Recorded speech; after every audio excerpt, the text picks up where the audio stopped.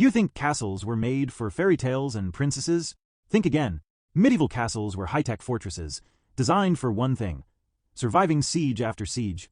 Curious how a stone wall could withstand cannonballs, or why an army might spend years trying to crack it. Stick around. The truth is way more mind-blowing than any Hollywood movie lets on. Ever notice how every medieval movie turns into one massive, muddy brawl where you can barely tell who's who? It seems like everyone has a sword, nobody has a plan, and the only strategy is to see who can swing the longest without slipping on a dead cow carcass. Hollywood loves to toss in thunder, rain, and someone screaming something about glory. But if real medieval battles just looked like a bunch of angry extras from a costume shop wrestling over a flag, how did anyone actually win? Or even survive long enough to be in a sequel? Let's talk about where the movies miss the whole point. When most people picture knights and epic castle sieges, they imagine chaos. Men and horses just blundering into each other, swinging swords and shouting. It's the medieval version of a bad mosh pit. The movies usually give you muddy faces, a few big fires, and if you're lucky, 2 minutes of dramatic swordplay on the castle steps before it's all over. Reality wasn't that simple. For one, life was a lot messier, and planning mattered. What you don't see on screen is the weeks or even months spent deciding every move before a single sword left its scabbard. Let's call out a classic movie moment. Ever seen the big siege in Braveheart? The Scots just run straight at these huge city walls. Ladders magically appear, rocks get thrown, and suddenly the gates bust right open. It feels like someone just yelled, "Go crazy!" and the director filmed whatever happened. But compare that to a real medieval siege, like the 1215 assault on Rochester Castle. Instead of charging blindly, the attackers spent ages gathering supplies, building siege engines, and digging tunnels under the walls. They even managed to burn down a support beam by piling pig fat.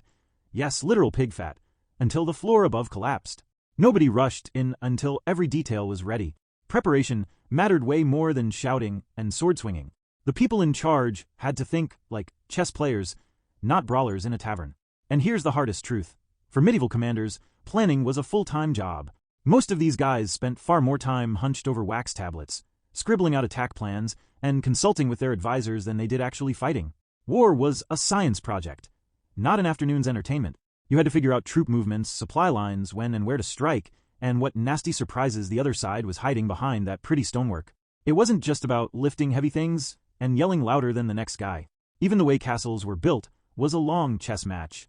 You look at a castle today and maybe see a cool tourist attraction or set for a fantasy movie, but every brick, stairwell, and window had a calculated purpose.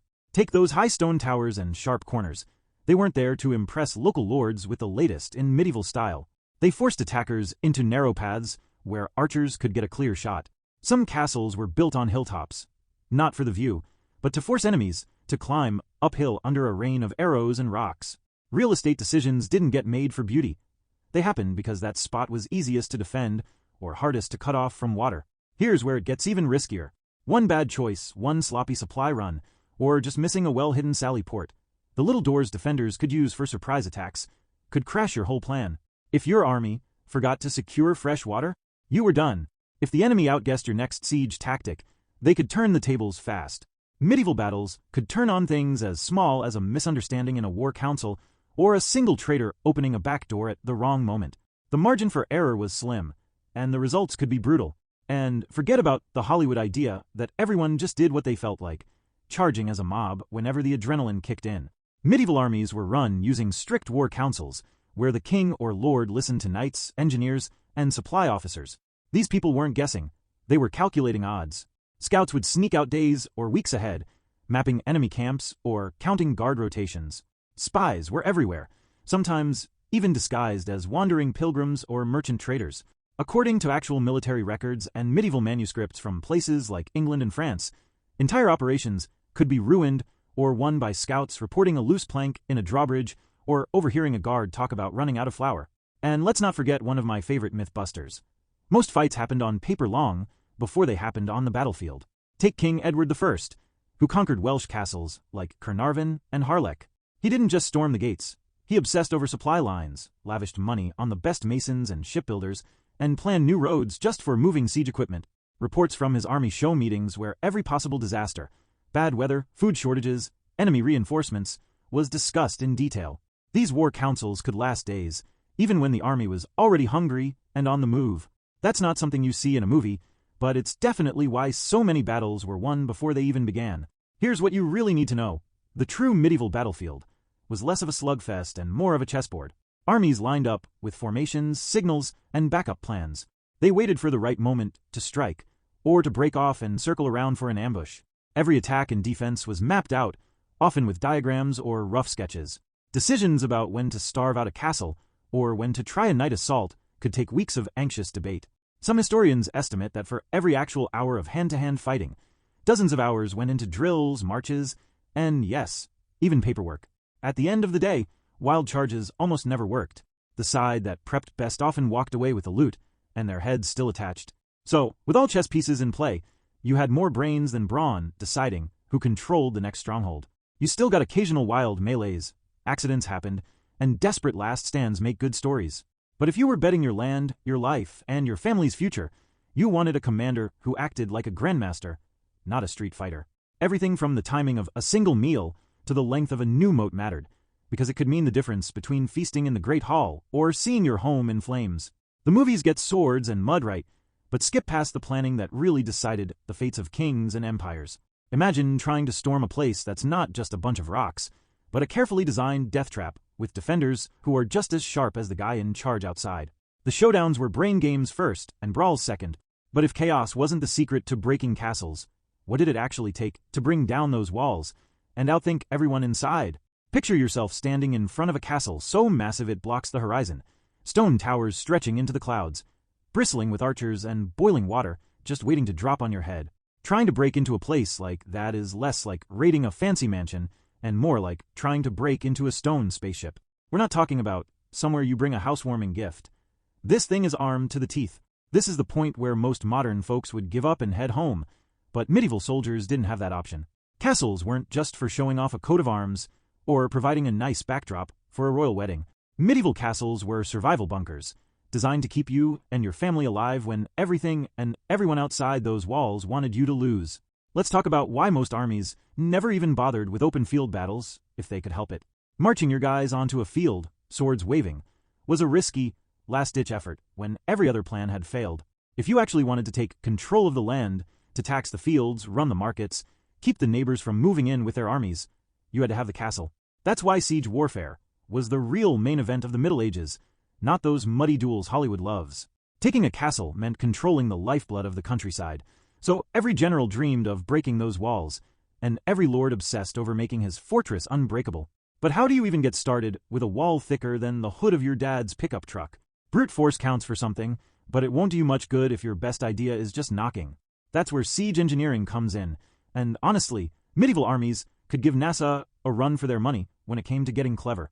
All those classic siege weapons you've seen, trebuchets, battering rams, siege towers, weren't just built out of spare firewood. They were specialized machines with their own tricks, flaws, and jobs, and most attackers brought an entire toolbox. Let's start with the trebuchet, the superstar of castle breaking. It's not just a big slingshot. It's basically medieval physics homework on parade. Building a real trebuchet meant calling in skilled carpenters, rope makers, stonemasons, and engineers. The production and deployment of these machines required significant human and material resources, involving skilled artisans and engineers who applied scientific principles to battlefield challenges. So, if you thought medieval people just hammered some logs together and gave it a yank, think again. The biggest trebuchets could stand as tall as a 3-story building, with an arm that swung a projectile, sometimes a heavy stone, sometimes something much nastier, across 180 degrees or more. The secret was the counterweight, a massive block on one side of the arm that, when released, transferred enough energy to send the projectile soaring straight into the enemy's wall. In practice, this meant hours, sometimes days, just getting the machinery balanced, tested, and loaded up without it snapping apart or launching the wrong thing in the wrong direction. Of course, a castle wasn't going to crack under one trick. Enter the battering ram. Maybe the oldest siege tool out there, but still clever. This simple yet effective siege weapon looked like an enormous log, sometimes topped with a metal cap, swung by a whole team of soldiers at the castle's gate or a weak spot in the wall. Now, picture trying that with arrows whistling down, rocks dropping like hailstones, and everyone above yelling curses, or worse.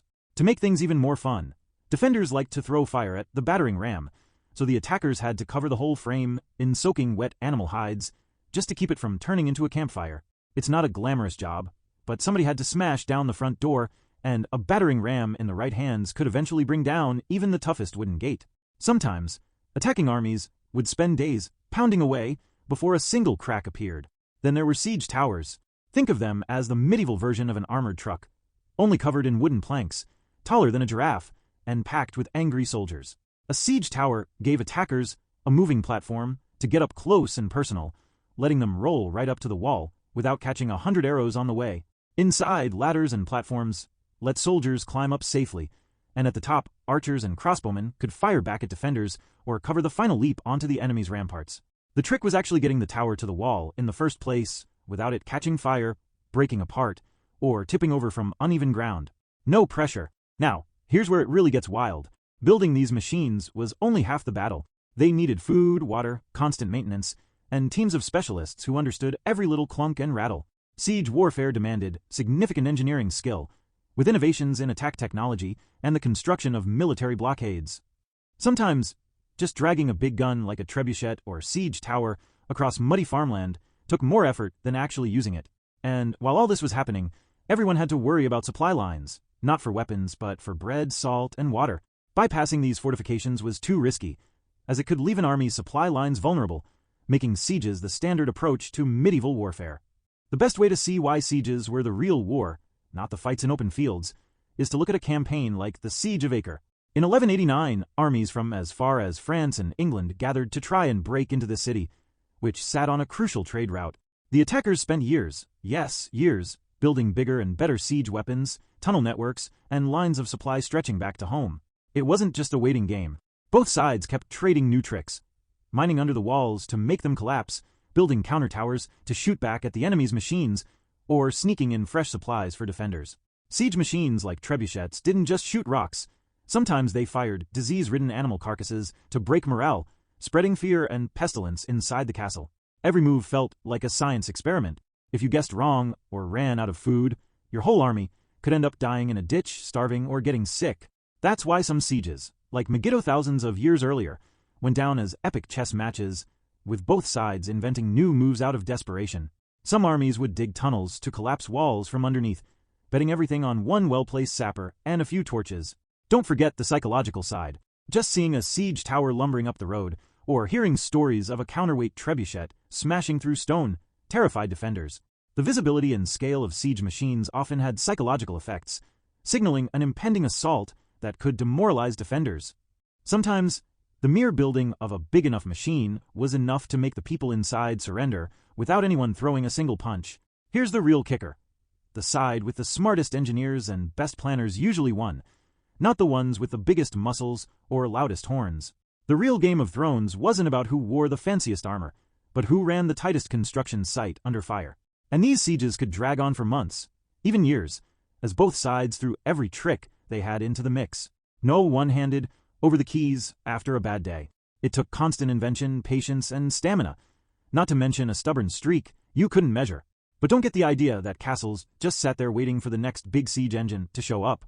The defenders had a few tricks of their own, and a castle was more than just a passive pile of rocks. The next stage of the fight involved turning the whole place into a war machine made to frustrate, trap, and outthink anyone bold enough to attack. Think castles were just big, cold stone walls with a bit of moss, and maybe a moat for some medieval flair? Think again. Castles were basically giant booby traps with one mission: make any invader regret their life choices the second they came close.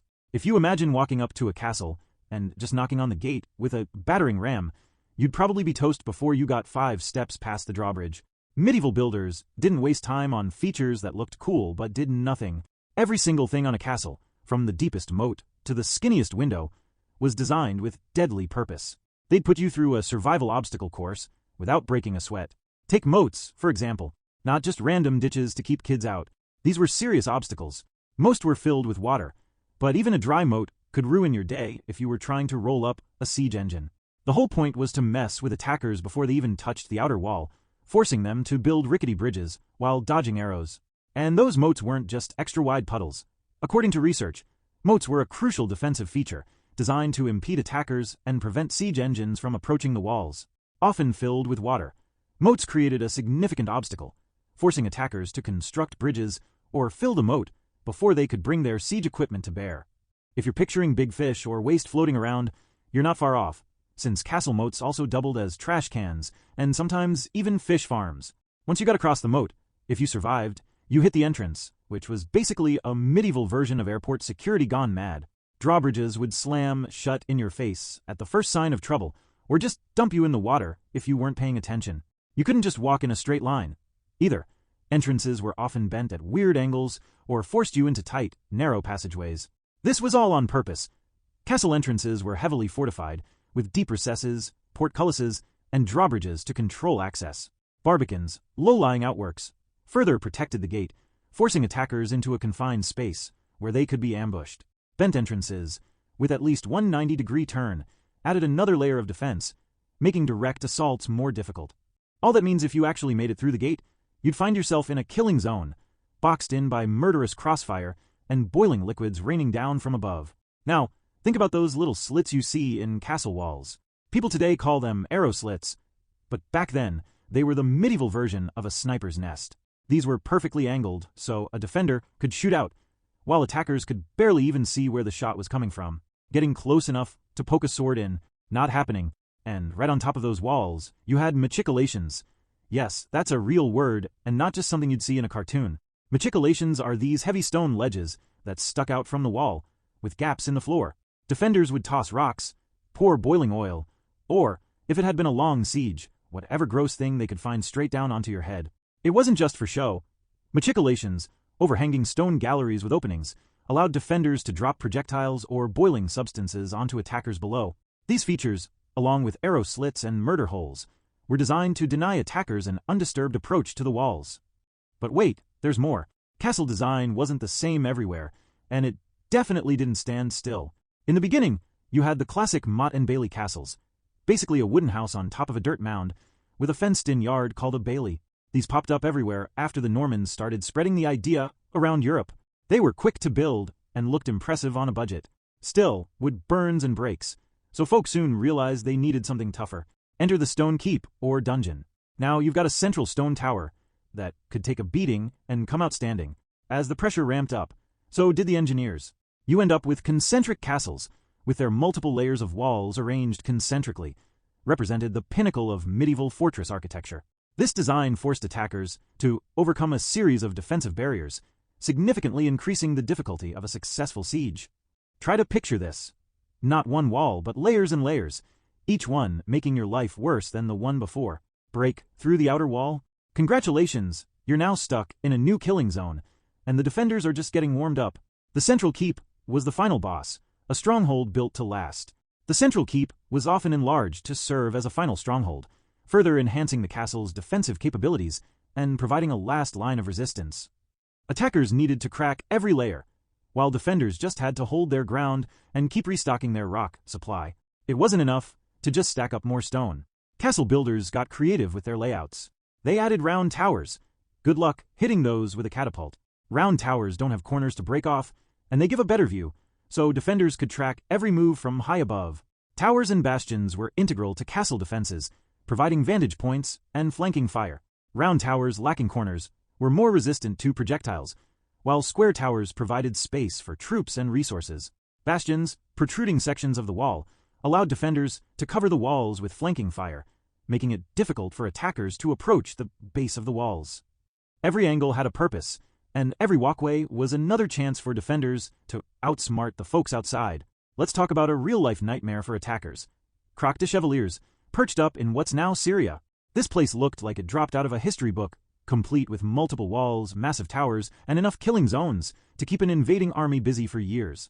Attackers would have to get across the moat, dodge arrows and rocks, and still face not one but multiple walls, each higher and thicker than the last. Even if you brought the world's best siege engines, the defenders had the high ground, better cover, and plenty of places to launch surprise attacks. The same can be said for Dover Castle in England. They kept rebuilding and upgrading with new towers and thicker walls, all to keep up with the latest in siege tech.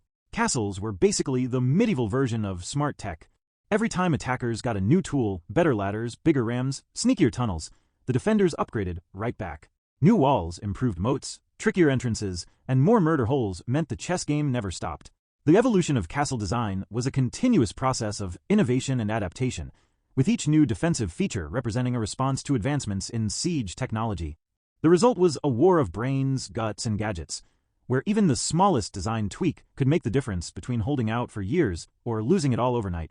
And while all of this was going on inside those walls, the real chess match was playing out outside, where armies, engineers, and leaders had to outthink and outlast their enemies, turning every siege into a battle of wits just as much as a trial of strength. Ever wonder how a pile of wood, a couple yards of rope, and some old iron could scare an entire city into surrendering without a single sword fight? Medieval armies outdid themselves with siege engines, the heavy metal of their day, but not just because these things went boom. Siege engines were giant engineering experiments rolled onto the battlefield, and trust me, one wrong move could mean your own weapon turning into a giant, expensive pile of scrap, and maybe flattening a few of your own team in the process. These machines weren't just built to look scary. They were the product of months of careful calculations, trial and error, and a lot of crossing fingers and hoping for the best. Let's start with the big celebrity, the Trebuchet. If you think this thing is just an oversized slingshot for flinging rocks, you're missing the real magic. The power of the counterweight Trebuchet lay in the use of gravity, and a counterweight to project the missile, making it a formidable siege weapon. These monsters stood anywhere from the height of a two-story house up to a small apartment block, sometimes shooting projectiles, so heavy you'd need a couple of strong horses to drag just one into place. The genius behind a trebuchet is all about physics and leverage. A trebuchet worked by loading a massive counterweight, think stones, led anything heavy, onto one end. When released, the heavy side dropped, and the long arm at the other side flung its payload sky-high. It utilized a long beam with a sling to launch stones and other objects at its target. The beam was mounted off-center and high above the ground, and when the short end was pulled downward, the long end swung upward, sending a projectile towards the target. The secret weapon here? The high arc. Instead of smashing at the wall from the front, a properly set trebuchet would send boulders over the top, or even straight through the inner courtyard if you had the angle just right. If you ever thought science class was useless, a medieval engineer would probably laugh you out of the tent. Building these gigantic machines wasn't for the faint of heart.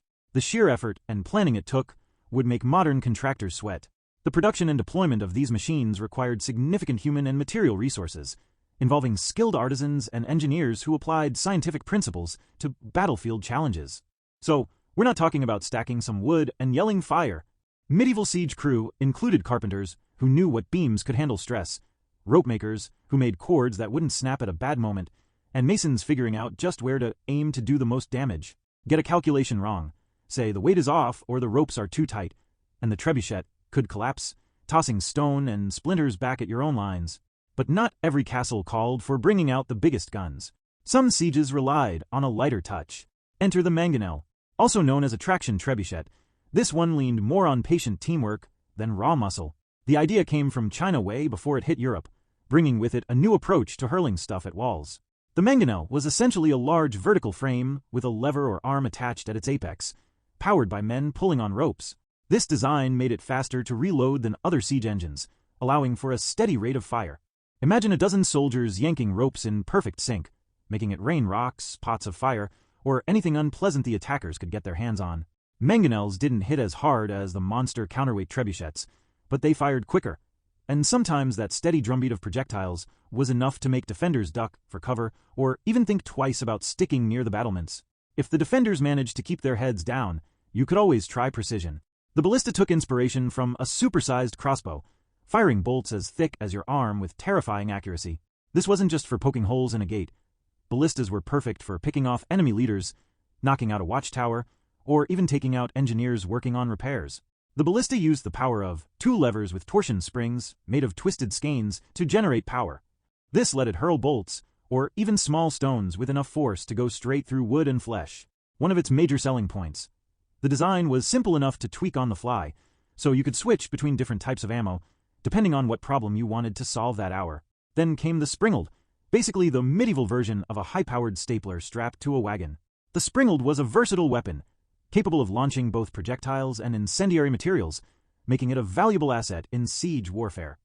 A rectangular frame, two arms powered by twisted ropes, and your choice of payload, sometimes even jars of Greek fire if you were a Byzantine soldier having a particularly creative day. Springalds could shoot big bolts or scatter fiery pots into courtyards, keeping defenders guessing and always busy. Their main advantage was how quickly they could be built and repositioned. If the crews worked fast, they could get in a few volleys before defenders figured out a way to shelter or strike back. Let's not skip the catapult. also called an onager, more or less the old faithful of the siege toolkit. They were generally built around a flat rectangular frame with a vertical frame attached. A bundle of twisted rope was attached where the frames met, and a lever or arm was threaded through the rope. When the arm was pulled downwards, the ropes twisted further and were held under tension. Once released, the arm would snap upwards, flinging stones over or at the walls. It doesn't sound glamorous, but the onager's simplicity made it a durable favorite, especially for armies that didn't have a bunch of trained engineers on hand. Not all siege weapons were about brute force or complicated machinery. Some, like the Byzantine hand trebuchet, show just how resourceful medieval armies could get.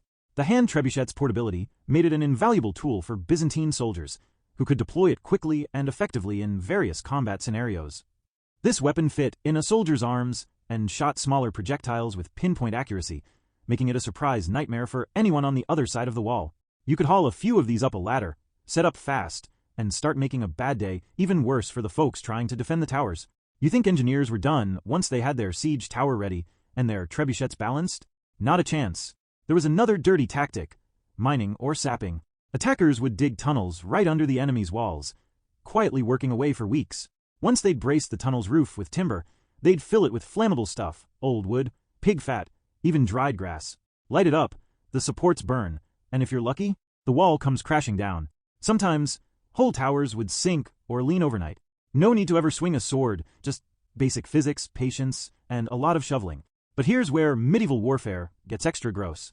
Not content just busting holes in walls, smart armies leveraged the ick factor by launching disease-ridden carcasses into castles.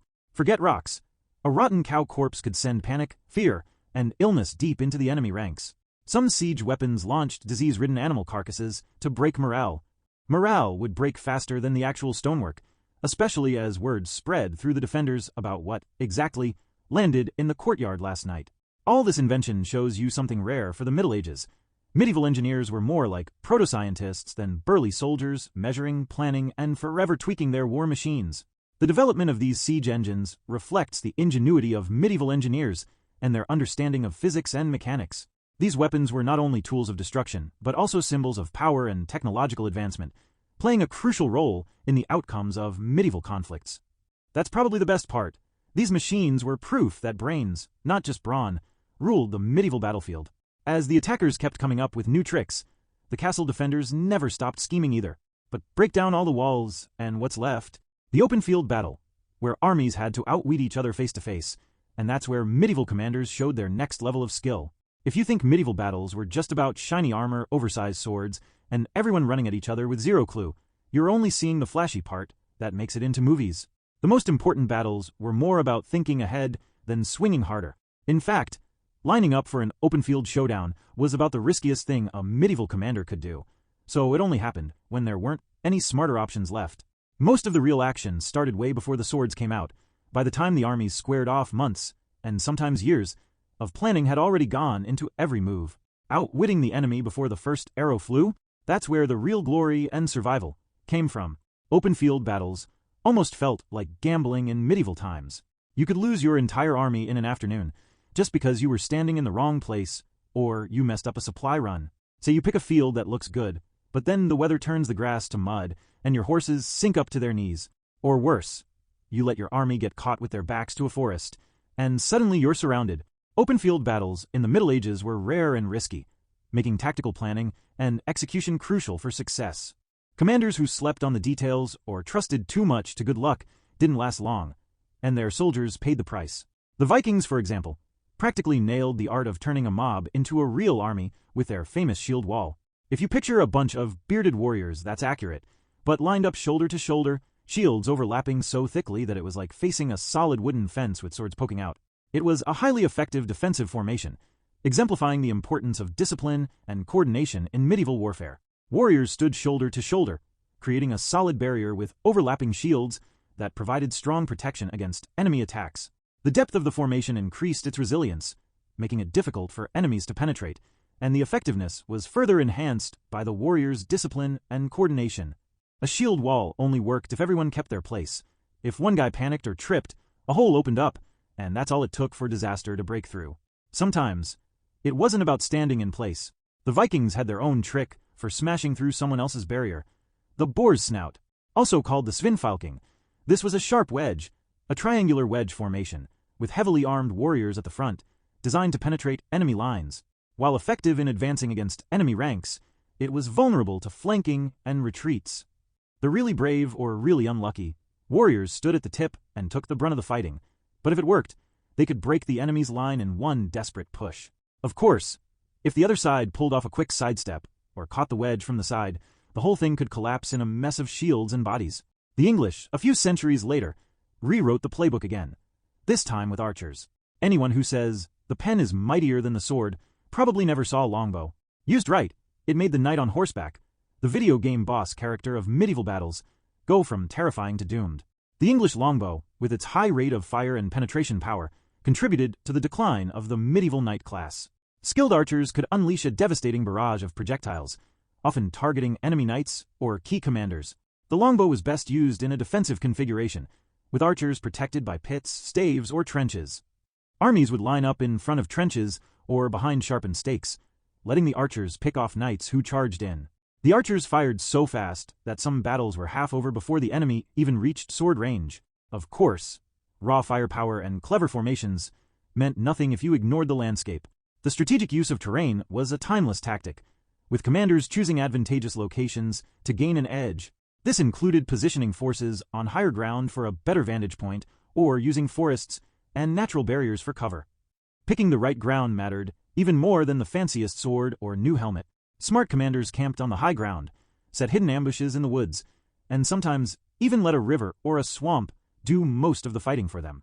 During the 100 Years' War, armies sometimes dragged their enemies into marshes or muddy fields, turning noble cavalry and expensive armor into heavy, sinking liabilities. All it took was a clever eye and a bit of patience. If you really want to see just how much brains factored into medieval fighting, look at the Battle of Agincourt in 1415. The French knights, decked out in full armor, had the numbers and the money, but they didn't have the ground. The English commander, King Henry V, planted his archers behind stakes on a narrow muddy strip. The Battle of Agincourt, where mud and archers beat armored knights, is now textbook stuff. French cavalry thundered forward, hundreds falling to arrows. Those who survived got mired in knee-deep mud, tangled up with their own men, and finished off by lightly armored English foot soldiers. On paper, the French should have crushed the English. Instead, the field, the archers, and months of planning flipped the script. Terrain and formations were just part of the game. Medieval armies ran on logistics, food, water, and supplies that kept people moving and fighting. There's nothing quite as embarrassing as showing up for battle and realizing your wagon of bread never arrived or your horses are eating mud because you camped in the wrong spot. Armies lived and died by a simple rule. Whoever lost their supply line first lost the game. That's why you see so many medieval battles decided by starvation or desertion instead of sword fights. Cut off the food, watch morale collapse, and let the other guys come to you, desperate and tired. Marching armies moved slower than you think, because every soldier, horse, and engineer needed daily rations, clean water, and a place to cook. But tactics didn't just mean lining up or choosing a hill. Medieval commanders played with the enemy's perceptions, too. They sent out scouts, not just to count heads, but to poke around for weak points, loose discipline, or supplies running short. Spies dressed as messengers, or even as peasants, would slip into camps and listen for juicy details. If one side could convince the enemy that reinforcements were coming, or maybe stage a fake retreat and then ambush from the woods, that could flip the fate of everyone there. Psychological tricks were real weapons. Commanders sometimes even highlighted the use of spies, scouts, and psychological tricks to unsettle the enemy. You could win or lose before anyone saw a drop of blood. Battles were human chess games played on a massive board, except your pieces were hungry, tired, and sometimes grumbling about pay. Winning a battle meant playing a human chess game, sometimes for months, before swords even clashed. Serious commanders gambled with lives, land, and history, and they knew one slip-up could wreck it all. Medieval documentaries and dusty history books might spend a couple lines on actual combat, but the real stories are about long, slow feints, clever moves, and outthinking the odds months before the banners ever showed up on the horizon. But if you're thinking swords and siege engines were the best medieval weapons, hold on to that thought. The wildest, most unexpected weapon didn't involve steel or stone at all. It was all in your head, and the smartest leaders wielded it with unmatched skill, sometimes winning battles before their enemies even realized what was happening. You know what nobody tells you about medieval sieges? The biggest threat wasn't always running out of arrows getting crushed by a rock, or even some guy with a flaming torch. Most of the time, the scariest weapon was invisible. You couldn't see fear creeping into the minds of people trapped behind the walls, but it was there, working 24 hours a day. The real winners of medieval siege warfare were the commanders who knew how to turn up the pressure without ever stepping foot inside. That's because psychological warfare was a critical element in determining the outcome, frequently leading to surrender without direct combat. Sometimes battles were decided by what you thought would happen, not what actually did. Let's talk about some of the best mind games medieval armies ever cooked up. Commanders were pros at making life miserable for defenders, not with non-stop battles, but by shaking their confidence over days, weeks, or even months. The basics of siege warfare, the chess game to break your enemy, always started with messing with people's heads. Taunting defenders wasn't just petty trash talk. Armies outside the walls would shout up insults day and night, trying to embarrass the defenders, make them argue with each other, or get under the wall's skin. These weren't just words. Besiegers employed a variety of psychological tactics to erode the defenders' resolve. These included taunting and insults, the dissemination of propaganda and disinformation, and the overt display of military might. Soldiers sometimes set up huge banners, rang church bells at odd hours to ruin sleep, and paraded new weapons through the field just to make the besieged feel doomed. And then you've got the ultimate, look what we can do move. Siege engines weren't built just to smash walls. Even if a trebuchet didn't break through in the first hour, seeing one loaded and ready just outside the moat could be enough to make defenders lose sleep. These machines had their own psychological purpose. As soon as a giant stone, or worse, flew through the air, everyone inside knew it wasn't a game. The use of siege engines, such as trebuchets, also served a psychological purpose, creating a sense of impending doom among the besieged, as the constant threat of destruction weighed heavily on their minds. Nobody wanted to be under a hail of rocks, and knowing that each day could be the day something huge finally broke through was a nightmare. It's one thing for enemies to show off their firepower, but you have to imagine hearing wild rumors and not knowing what was true. Medieval armies loved spreading lies. With the right message, you could convince defenders their leaders were planning to betray them, that more enemies were on the way, or that spies had already opened the gates somewhere else. This kind of psychological attack was part of the everyday siegecraft of the mind. If defenders started distrusting each other, arguing about who to listen to, or even sneaking off when no one was looking, it became easier for attackers to finish what they started. Sometimes the garrison inside would start seeing traitors in every hallway. When people inside are more afraid of each other than the folks outside, you know morale is taking a nosedive. Still, nothing spread fear faster than the sight of disease. Launching dead animals or plague victims over the walls sounds like a move out of a horror movie, but it happened all the time. This wasn't just about being gross or spreading rot for its own sake. A particularly effective psychological tactic involved catapulting the bodies of plague victims or diseased animals into the besieged city. This act was intended to spread fear and pestilence among the defenders, thereby weakening their capacity to resist. Even if the defenders never caught anything, the simple knowledge that their enemy was willing to play dirty wrecked their peace of mind. You're trapped, running low on food and water, and now every bad smell in the air makes you think you're about to drop dead. That's a special kind of misery. It gets nastier. Imagine holding out for weeks, hoping the next supply cart will bring some bread or fresh water, only to have the attackers choke off every last path. This wasn't just about cutting food, it was psychological suffocation. The castle turned into a prison, and starvation sieges made people watch their supplies dwindle day by day. The silent pressure built up without even a single sword clash. Defenders had to make resistance untenable, deciding if dying of thirst or hunger was better than surrender. It's a toss-up that nobody envies. There are some famous examples that show just how far mind games could go. The Mongols took psychological warfare to a whole new level. Before they even raised a sword, they'd offer the city a deal: surrender and pay up or face total destruction. The smart cities chose taxes. If anyone was stubborn, the Mongols made sure the survivors from one massacre lived to tell every neighbor for miles about what happened, turning their reputation into a weapon. This offer, coupled with the Mongols' reputation for brutality, frequently resulted in the surrender of cities, as many chose taxation over the certainty of violent combat. To further amplify their psychological advantage, the Mongols would leave survivors of massacres to spread the word of their brutality, ensuring that the fear of resistance was widespread. Sometimes, the only real battle was between people's nerves and their empty stomachs. Europe had its own masters of intimidation. Vlad the Impaler is infamous for a reason. He made a public show of cruelty, arranging sticks full of impaled prisoners outside his camp. Sounds like a twisted Halloween decoration, But it worked. Vlad the Impaler, infamous for his cruelty, employed impaling as a form of punishment to visually intimidate potential foes. His actions, though extreme, were tolerated and even celebrated in some parts of Europe because of his military successes against the Ottoman Empire. This display of cruelty served as a potent form of psychological warfare, deterring enemies through fear and demonstrating the consequences of opposition. Word got around, and sometimes whole enemy camps packed up rather than risk getting anywhere near Wallachia. But defenders didn't just wait for their attackers to finish playing mind games. They could throw a few tricks back.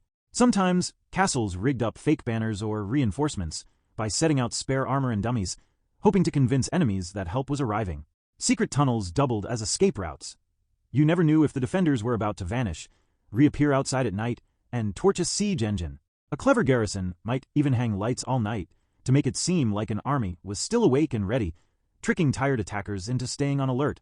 Even everyday survival could be one big bluff, both sides throwing up smokescreens to keep each other guessing. That's the magic of medieval sieges. The deadliest weapon in the medieval arsenal was sometimes a well-timed bluff. It might not look like much, but one rumor, one disgusting payload, or one stage display could tip the scales in a siege that looked unwinnable just hours earlier. After all these mental wars and tactical gambits, you have to wonder what kind of legacy medieval warfare really left behind. Some of the most iconic castles and battles in history weren't won by the strongest sword or thickest wall, but by the side that knew how to twist stress, bend rumors, and keep the enemy nervous long enough to win without fighting at all. Let's see what that left for us to remember centuries later. Think medieval battles were just wild crowds and flying swords? Not even close. Medieval warfare was a complex interplay of strategy, engineering, and psychological manipulation, with every victory built on planning, not just muscle. Castles and siege engines weren't movie props. They were the products of real sweat, sleepless nights, and minds always searching for an edge. Next time you see a crumbling castle, remember it's not just history. It's a lesson in ingenuity under stress. Modern military strategy still borrows from those centuries-old chess matches, so maybe give a little respect to those old stone walls and the brains behind them.